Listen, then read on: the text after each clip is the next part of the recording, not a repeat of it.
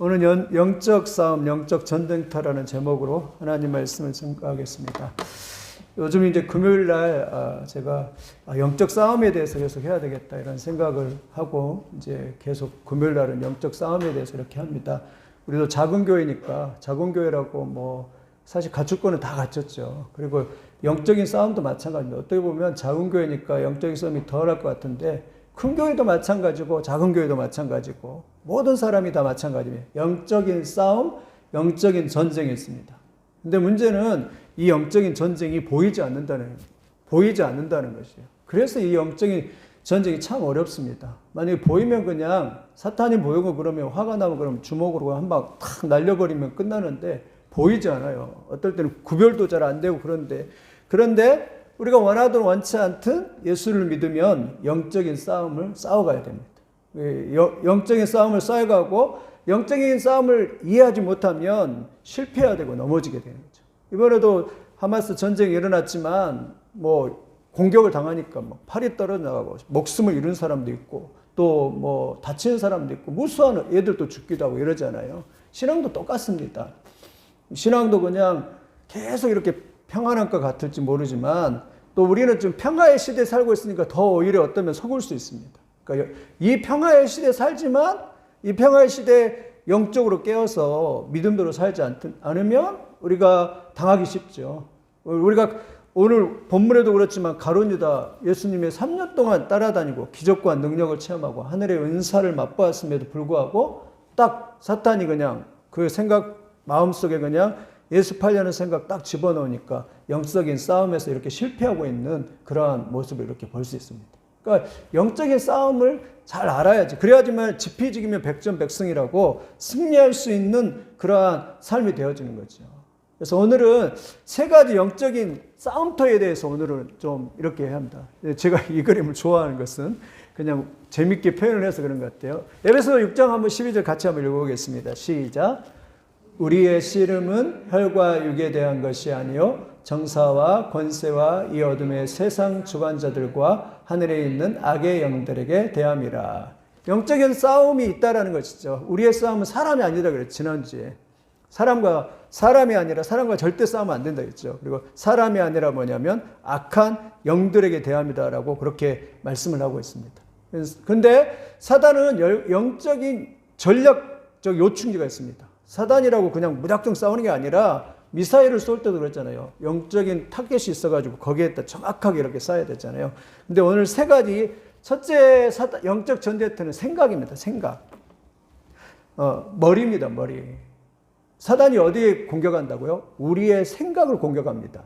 우리 머리가 그랬잖아요. 머리는 모든 생각의 통제 시스템 있잖아요. 우리 머리는 컴퓨터와 같고 우리의 모든 몸을 움직이고 모든 걸 움직이는 것이 우리의 생각이잖아요. 그러니까 사단이 우리를 장악하는 것도 뭐냐면 우리의 생각을 장악하는. 그래서 우리의 생각을 장악해서 우리를 사로잡아서 자기의 종으로 이렇게 삼으려고 하는 것이 사단입니다.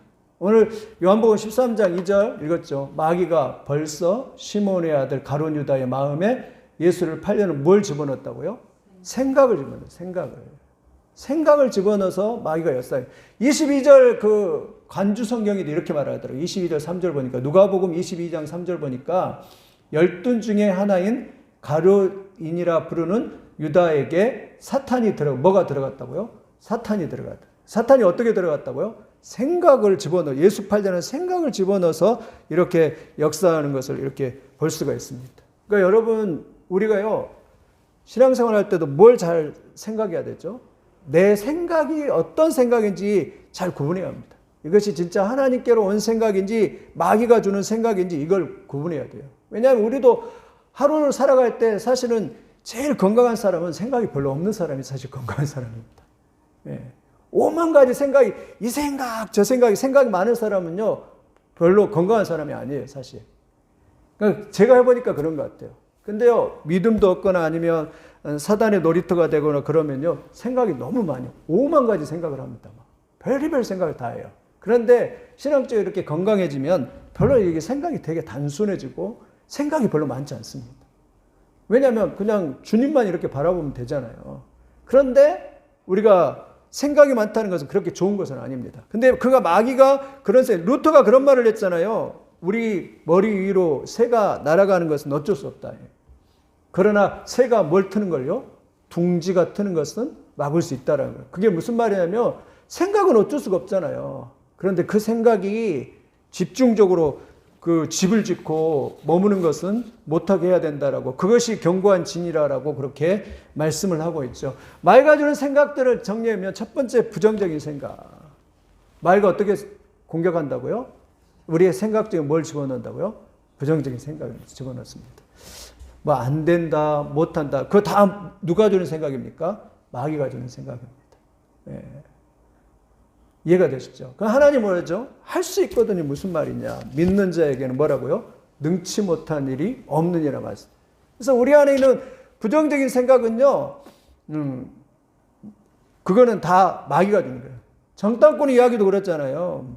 그냥 하나님께서 출애굽 시켜가지고 홍해까지 출애굽 시켜갖고 거기까지 데려왔으면 그 가나안도 주실 줄 믿고 믿음으로 할 수 있어 이렇게 나가야 되잖아요. 근데 사람들이 그 누구를 보고요?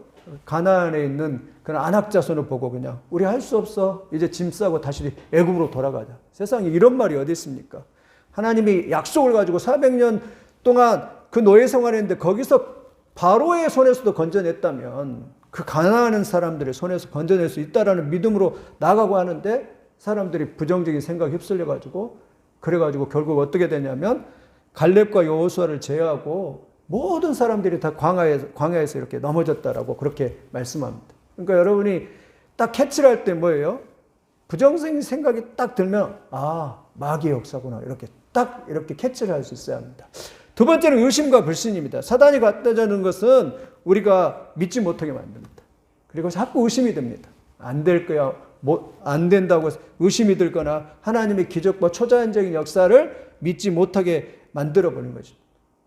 그래서 요즘에 자유주의 신학이나 신학자들이 그랬잖아요. 성경의 모든 걸 다 부정을 해보잖아요.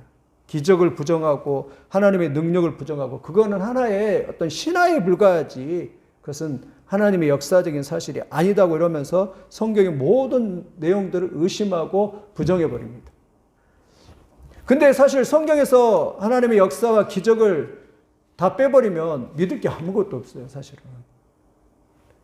뭐 도덕이나 윤리를 믿겠습니까? 그래서 수요일에도 얘기했지만 볼트만 같은 사람들은 루돌프 볼트만 같은 사람들 성경의 이야기는 사실이 아니라 그것은 하나의 신화에 불과하다라고 그렇게 만들어버렸어요.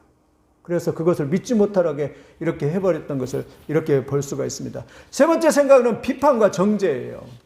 사단이 쓰는 것 중에 정죄와 비판은 사람들을 나쁘게 평가하고 자기의 잣대로 기준으로 이렇게 재고 그리고 사람들을 아예 나쁘게 평가해보는 것은 그것은 마귀가 가져다 주는 생각입니다. 하나님 보십시오. 항상 우리 볼 때도 그랬잖아요. 기드온 볼 때도 그랬잖아요. 기드온한테 큰 용사에 그렇죠. 몰래 숨어서 타작 마당에서 타작하고 있는데 그 기드온한테 큰 용사에 그랬잖아요. 베드로한테도 마찬가지죠.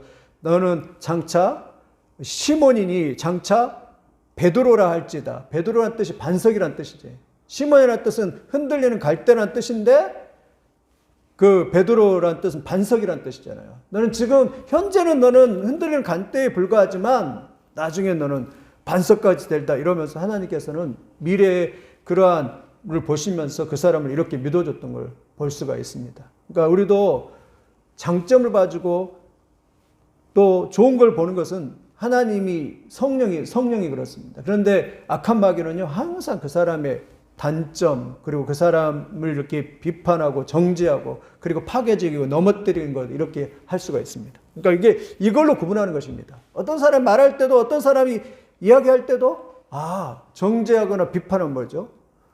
그거는 악한 마귀가 주는 생각인 거예요. 그러니까 우리가 잘 분별한 그 다음에 마귀는 서로 분열시킵니다. 인간관계를 다 깨뜨립니다. 그래서 마귀가 역사하는 것은요 분열이 됩니다. 교회도 마찬가지입니다. 마귀가 역사하면 분열이 서로 막 싸우고 다투고 그래요. 가정도 마찬가지예요. 마귀가 역사하면 서로 하나가 되지 못하고 서로 다투는 것을 이렇게 볼 수 있습니다. 분열을 시키는 거예요. 그리고 또 마귀가 역사하면 되게 우울하고 제약된 생각이 이렇게 가득하게 됩니다. 이게 잘 안 끊어져요. 괜히 우울하고 괜히 이렇게 제약된 음란하고 악하거나 아니면 이러한 시기하고 질투가 일어나거나 아니면 미워하는 감정이 일어나거나 이런 생각들이 일어나면 그것은 누가 주는 생각이냐면 이렇게 마귀가 주는 생각이라고 여러분 믿으시기를 예수님의 이름으로 축원드립니다. 그래서 마귀는 뭘 장악하려고 하죠? 우리 머리 생각을 장악해서 우리를 넘어뜨리고 공격하는 거예요. 그러니까 여러분이 생각에 나쁜 생각이나 악한 생각이 올 때는 그거는 어떻게 해야 되죠? 물리쳐야 되죠. 나사렛 예수의 이름으로 물리치고 악한 생각은 떠나갈지어다 하면서 이 생각을 바로잡아야 됩니다. 생각을 물리쳐야 돼요. 두 번째는요, 더 심해요. 생각보다 더 붙들리기 쉬운 것이 뭐냐면 감정입니다. 감정. 그거를 다른 말로 마음이에요. 마음. 이런 마음이 참 중요합니다. 제가 보니까 마음은 뭐하고 연결됐냐면 마음은요, 감정하고 연결됐습니다.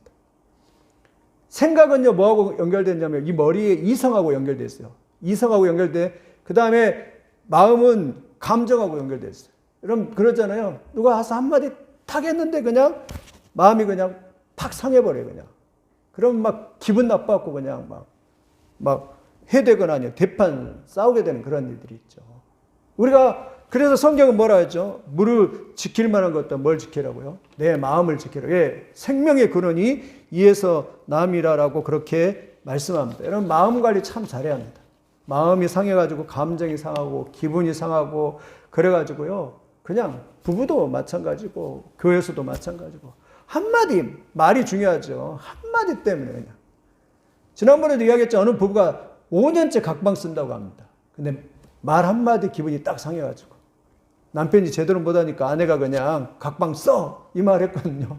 근데 5년 동안 각방 써요. 5년 동안. 왜요? 마음이 상하니까 마음이 픽 상하니까 서로 화합하지 못하고 그렇게 감정적으로 서로 이혼한 지가 5년이 됐다라고 그렇게 말을 하고 있는 것을 이렇게 볼 수 있습니다. 우리가 그래서 해야 될 뭘죠? 이 감정의 훈련.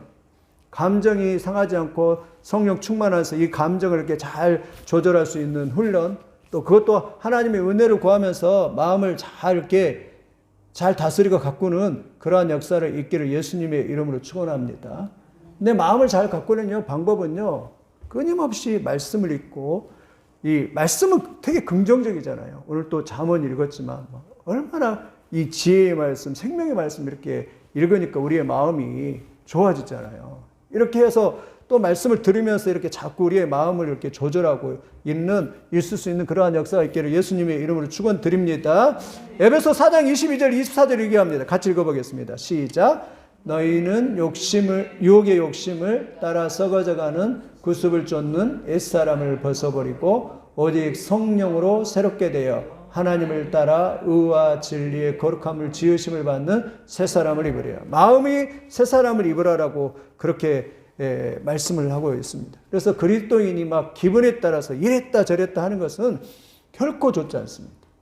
감정이 막 상하고 그리고 뭐 말 한마디에 막 감정이 상하고 그리고 슬프고 우울하고 이런 생각 이런 것들은 마귀의 역사라고 이렇게 보시면 됩니다. 이렇게 마귀의 역사를 이렇게 마귀가 어떻게 역사하느냐? 첫 번째는 염려와 근심이에요.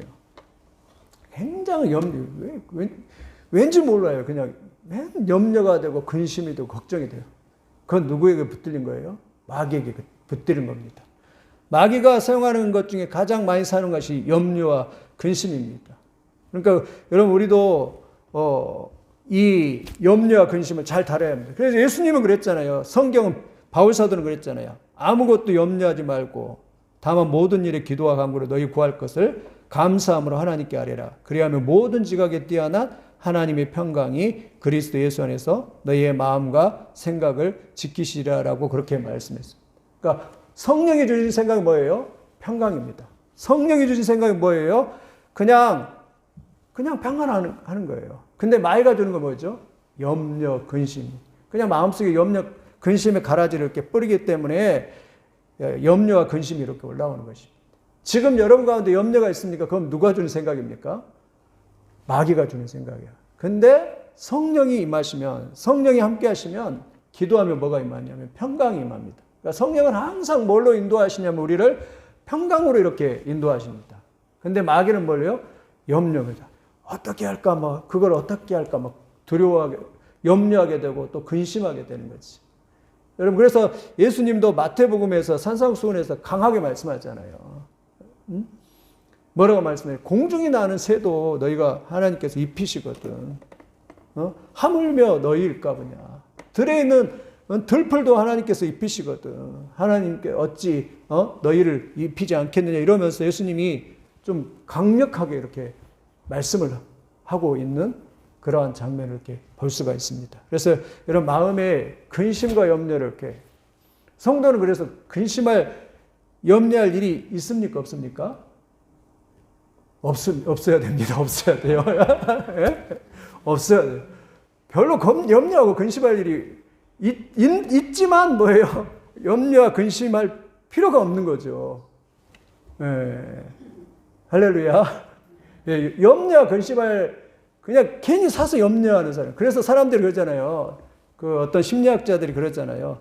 96%는 염려하지 않아도 될 것을 염려한다는 거예요. 그래서 어느 정도 염려하냐면 염려가 없는 게 염려가 된다. 염려가 없는 게 염려가 된대. 그 정도로 사람들이 염려를 한다. 염려 없는 것 때문에 염려를 하는 거예요.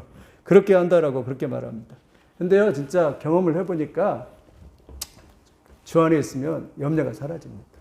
그리고 믿음이, 염려의 반대말은 뭐예요? 믿음입니다. 믿음. 그러니까 믿음이 내 안에 딱 들어오면 염려는 싹 사라져버려요.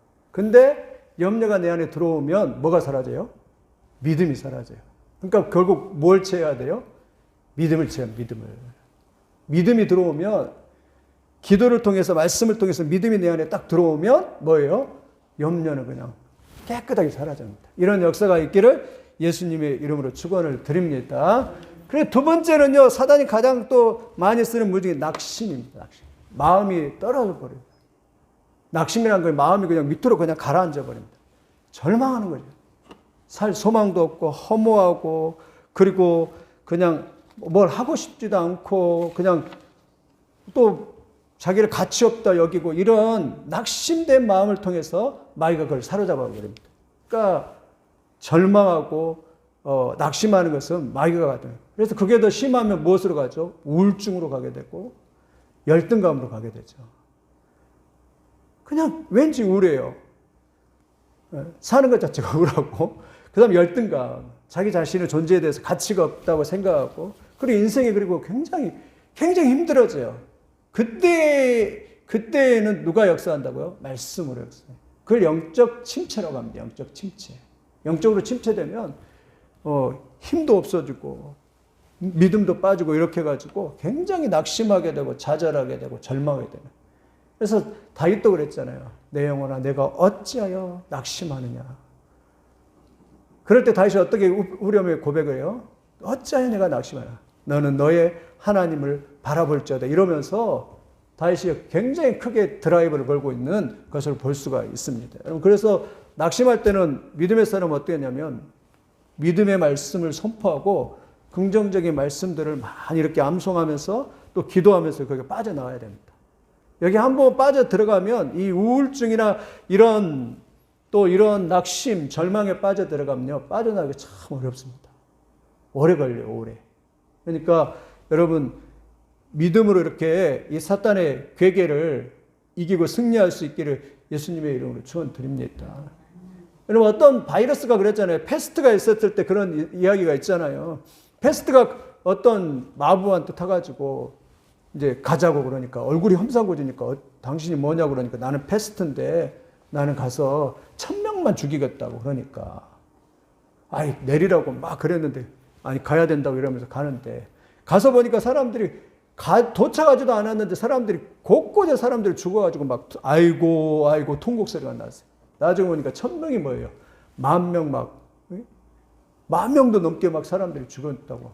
그래서 마부가 막 따졌잖아요. 아니 어떻게 그럴 수가 있냐고 1000명이라고 했는데 아니 나는 그래서 그 패스트가 그랬다고 하잖아요. 나는 한 번도 손도 안 댔는데 자기도 스스로 패스트가 온다는 소리를 듣고 좌절해갖고 낙심해가지고 그렇게 죽은 사람이 그렇게 10,000명이나 넘는다라고 그런 예화가 있는데 이야기가 있는데 낙심은 그 정도로 무섭습니다. 여러분 낙심하지 않기를 예수님의 이름으로 축원드립니다. 너 근심 걱정하지 말라. 너 낙심하지 말고 절망하지 말고. 그래서 하나님 믿는 사람들은 사실은 사실 낙담이라든가 절망이 없습니다. 우리는 소망의 주님을 이렇게 섬기잖아요. 그런데 누가 갖다 줘요? 마귀가 이렇게 갖다 줘요. 그건 영적인 문제입니다. 낙심의 문제, 절망의 문제는요, 영적인 문제예요. 여러분 낙심하지 않기를 예수님의 이름으로 축원드립니다. 세 번째 마음에 주는 것은 두려움입니다. 두려움이 사로잡히면 아무것도 못해요. 나가서 일도 못해요. 나가서 뭐 또 하기가 싫어요. 할 용기가 안 나는 거예요. 용기가. 그러니까 잠언서에 보면 어느 정도냐면 밖에 사자도 없는데, 네? 밖에 사자가 있는 것 같이 느껴지기 때문에 두려워서 나가지 못한다라고 그렇게 말할 정도가 이렇게 되는 것입니다. 여러분, 우리가 잘 알잖아요. 성경에 사울이 왕인데 어떻게 전쟁이 일어났는데 아무리 골리앗이다지만 못 나가잖아요. 백성들이 다 동굴에 숨잖아요.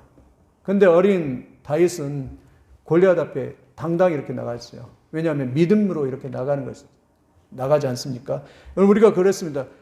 두려움에 붙들면 환경 때문에 두려움이 붙들리게 되고 또 우리의 형편 때문에 이렇게 두려움이 붙들리게 됩니다. 근데 성경은 예수님은 한 번도 너희가 그것에 붙들려서 두려워하지 말라라고 그렇게 말씀을 하고 있습니다. 그러니까 여러분, 마귀를 능히 이 두려움을 이길 수 있는, 극복할 수 있는 믿음이 있기를 예수님의 이름으로 축원을 드립니다. 그러니까 우리는 그러고 보니까 다 할 필요가 없죠. 염려, 근심할 필요도 없고, 낙심할 필요도 없고, 두려워할 필요도 없고. 여러분, 두려움에 붙들리지 않기를 예수님의 이름으로 축원을 드립니다.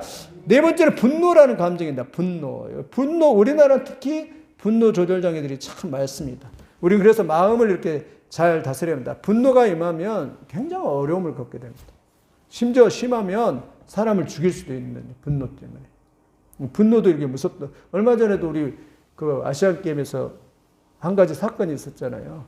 테니스 선수가 그냥 자기 졌다고 그냥 그 라켓을, 그 사람들을 다 보는 앞에서 막 분노를 터뜨리면서 라켓을 막 깨부수고, 그리고 선수가 가서 악수하자고 했는데 악수도 안 하고 그건 도대체 어떤 모습인지는, 그게 분노의 감정인 거죠. 그런 일들이 있었는데, 이런 분노는요, 진짜 심하면 우리의 생을 밖으로 태워버릴 수도 있고, 또 살인까지도 저지를 수 있는 것이 분노입니다. 예. 성경은 항상 강조하는 게 온유죠. 겸손을 강조합니다.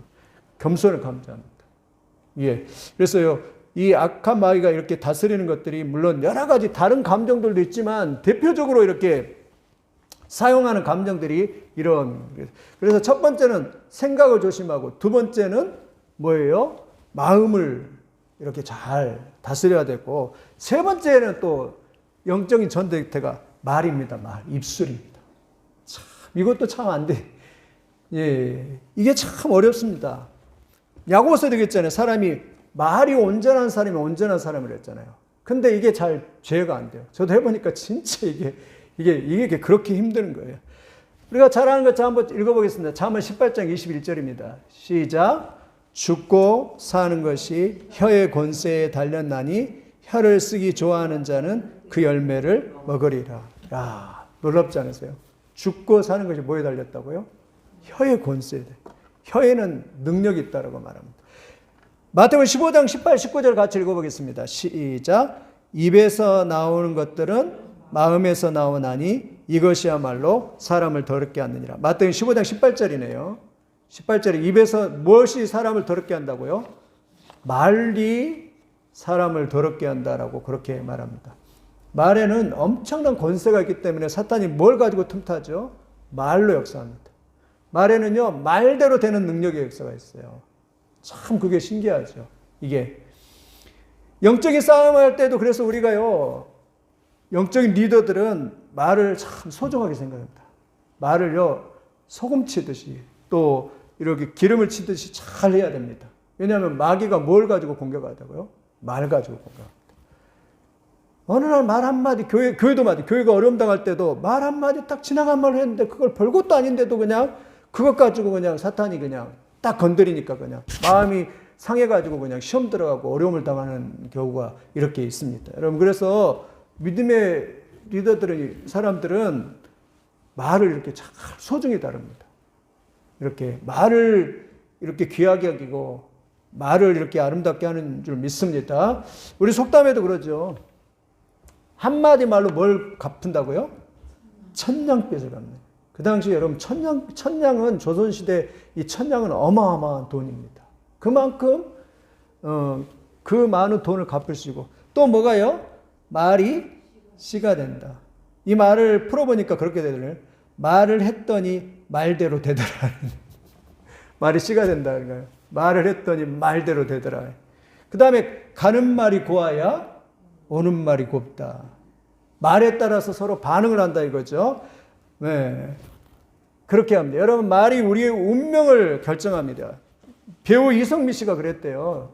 그 전에 이제 성령 충만하기 전에 뭐 이렇게 그 캐나다에 가서 밴쿠버에서 이렇게 살았던데 아들이 이제 아들한테 그렇게 욕을 많이 했대요.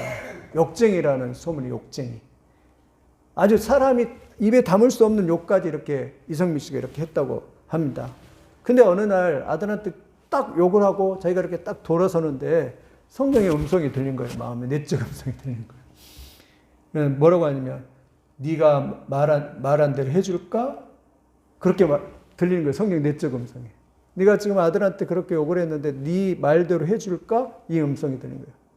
그리고 깜짝 놀랐다고 합니다. 그래가지고 이 말에 대해서 말버릇을 이렇게 고쳤다라는 그런 말이 있습니다. 여러분 민수기에서도 그랬잖아요. 민수기 14장 20절에 내 귀에 들리는 대로 행하리라라고 그렇게 말씀하고 있는 것을 이렇게 볼 수가 있습니다. 말은요 엄청난 파워가 있습니다. 그래서 우리가 연습을 해야 되죠. 말도 훈련입니다. 말이라고 다 같은 말이 아니라 말은 그렇죠. 살리는 말이 있고 죽이는 말이 있고 영적인 말이 있고 육적인 말이 있고 격려하는 말이 있고 실망시키는 말이 있고 힘을 주는 말이 있고 힘을 빼는 말이 있고 축복의 말이 있고 저주의 말이 있습니다. 그러니까 우리가 믿음의 사람들은 말할 때 뭐예요?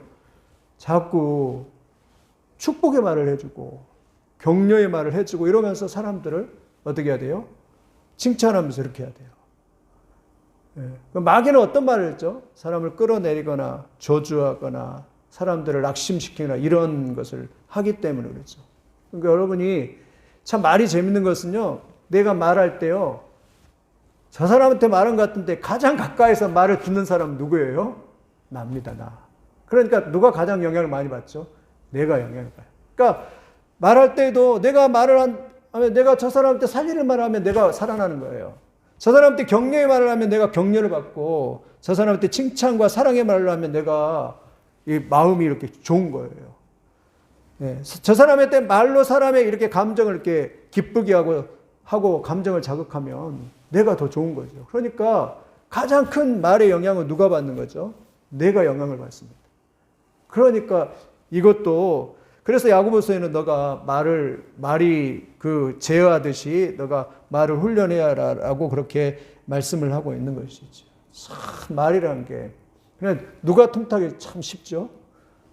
사탄이 틈타기 쉽습니다. 이게 참 그래요. 그래서 저도 참 조심하고 그러는데도 이게 잘 안 되는데 사실 굉장히 조심합니다. 예, 그냥 안 그런 것 같아도 대충 하는 것 같아도 사실은 그렇지는 않고 잘하려고 해도 잘 안 되는 게 이게 말인 것 같아요. 여러분도 어떤 영적인 지도자로서 리더로서 이렇게 말을 이렇게 소중히 생각하고 말을 잘 다뤄서 축복의 말씀, 은혜의 말씀 이렇게 해야 됩니다. 그랬을 때 진짜 그 말대로 이렇게 축복의 역사가 은혜의 역사가 있을 줄 믿습니다. 어떤 목사님이 그러더라고요. 선생님 학교 다닐 때 선생님 칭찬 한마디가 그의 인생을 바꿨대요. 오늘 학교 딱 들어갔는데 선생님이 야, 너 보니까 너 진짜 똑똑하게 생겼다. 공부만 열심히 하면 더 잘할 것 같다. 이 한마디. 근데 그때부터 공부를 잘해갖고 서울대 들어갔다라고 그렇게 고백을 하더라고요. 어떤 목사님이. 선생님의 그 칭찬 한마디가 그냥 완전히 그 인생을 이렇게 바꿔버린 거죠. 그러면 우리가 여러분 하나님의 말씀에는 하나님 말씀도 마찬가지죠. 능력이 있고 생명이 있습니다. 그러니까 우리가 마귀가 좋아하는 말 사용하면 안 됩니다. 마귀가 좋아하는 말, 마귀가 기뻐하는 말 사용하지 말고 하나님이 기뻐하는 말을 사용하시기를 예수님의 이름으로 축원드립니다. 아까 그랬잖아요. 거미가 자기 입에서 나오는 이런 말이 있습니다. 거미가 자기 입에서 나오는 거미줄로 자기 집을 짓는 것처럼 우리 사람들은 자기 입에서 나오는 말로 자기의 운명의 집을 지으며 살아간다라고 그렇게 말씀을 하고 있습니다.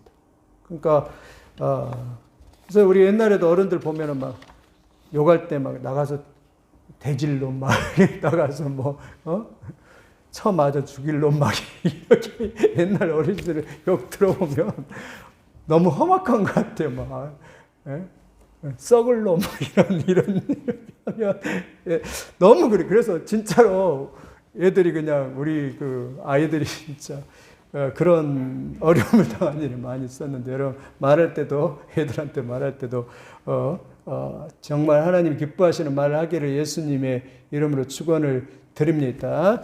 우리가 이렇게 세 가지 살폈죠. 말에 대해서 야고보서는 세 가지 이야기했죠. 말은 불이다. 산을 태우듯이 말을 잘못하면 우리의 인생 전체를 태울 수 있는, 인생의 수리바퀴 전체를 태울 수 있는 불이다라고 그렇게 말하죠.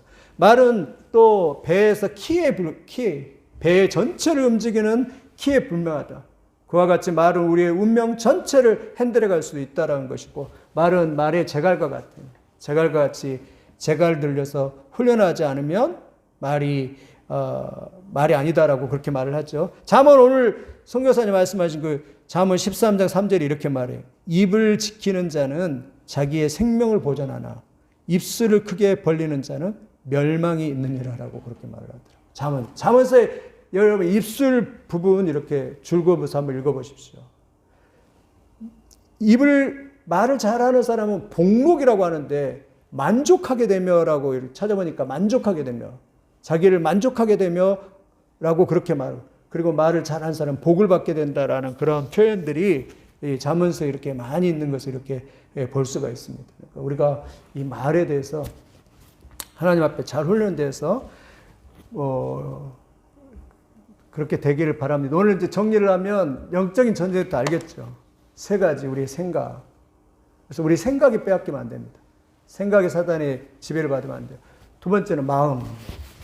이 감정이 상한다든가 또 기분이 나쁘다든가 이럴 때 또 찾아왔군 이러면서 마귀가 또 찾아왔고 이러면서 우리 뭐라 돼요? 이거를 잘 이렇게 5년 10년을 가지고 이거를 잘 다룰 수 있어야 됩니다. 마음. 그리고 세 번째 뭐예요? 입술은 이 말은 훈련해야 됩니다. 훈련하면서 이렇게 사단의 그 공격을 이렇게 이길 수 있어야 됩니다. 그러니까 그래야지 뭐죠? 우리의 삶이 풍성해질 수 있는 것이죠. 영적으로 이렇게 승리할 수 있는 것이지. 많은 사람들이 이 세 가지에서 실패하고 이렇게 넘어질 수 있거든요. 그래서 오늘 또 이 말씀을 이렇게 우리의 영적인 싸움 쉽죠? 기억하기가 이 머리, 우리 가슴, 입 이렇게 세 가지 이렇게 딱 기억하면서 영적인 싸움에서 승리할 수 있는 그러한 은혜가 있기를 예수님의 이름으로 축원을 드립니다.